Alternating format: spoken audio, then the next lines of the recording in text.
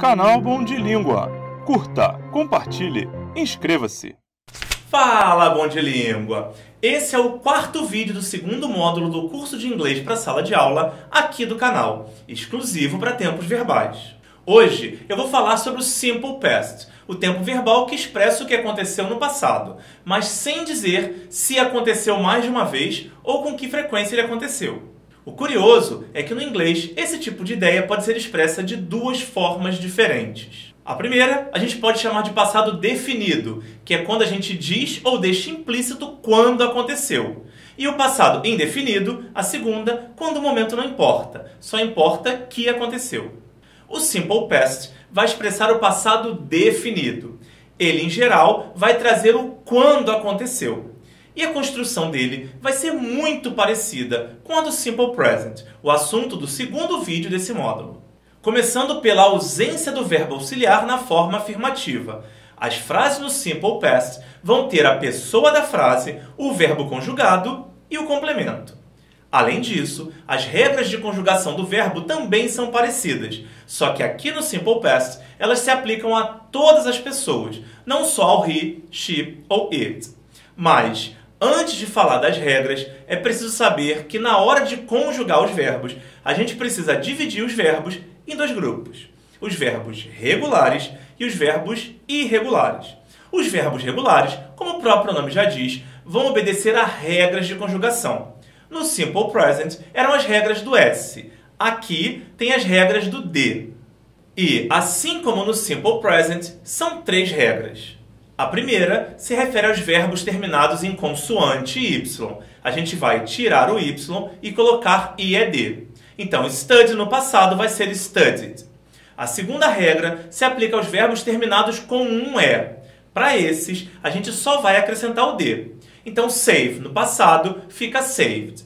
E a terceira regra, enfim, se aplica a todos os outros verbos, que vão receber o ED. Então, o passado de work é worked.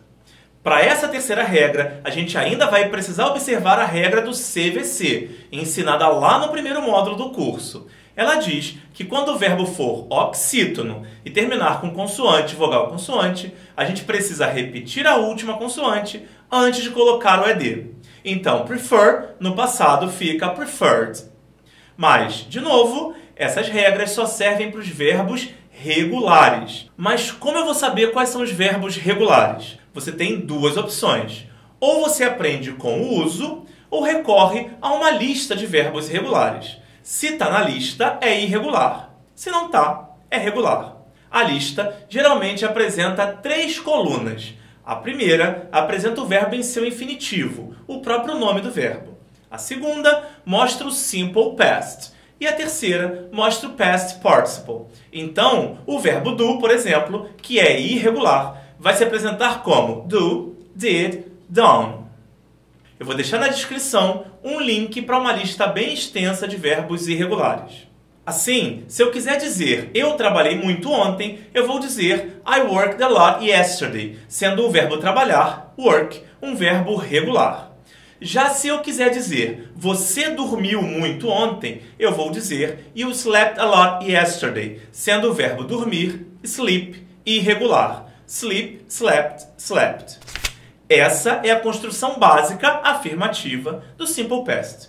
Para construir as formas negativa e interrogativa, a gente vai mais uma vez olhar para o Simple Present, que assim como no Simple Past, não apresenta verbo auxiliar na forma afirmativa. E assim como no Simple Present, que usa o do nas outras formas, o verbo auxiliar do Simple Past também é o do, só que obviamente no passado.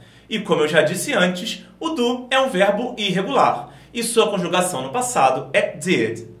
Além disso, e mais uma vez como no Simple Present, como a conjugação do passado já está aplicada no verbo auxiliar, ela não vai se repetir no verbo principal, que vai se manter em sua forma nominal, sem regras. Então, para construir a forma negativa, como a gente já viu algumas vezes antes, basta colocar o not depois do verbo auxiliar. Então a gente coloca didn't depois da pessoa. E para fazer perguntas, eu vou colocar o did antes da pessoa e vou terminar a frase com um ponto de interrogação. Ou seja, os exemplos que eu dei antes, na forma negativa, vão ficar I didn't work a lot yesterday e You didn't sleep a lot yesterday. E na forma interrogativa, Did I work a lot yesterday? E Did you sleep a lot yesterday? Mais uma vez, na afirmativa conjuga o verbo principal e nas negações e perguntas só conjuga o auxiliar. Beleza? Então, bora exercitar? Você só precisa traduzir as frases para o inglês com a ajuda do vocabulário.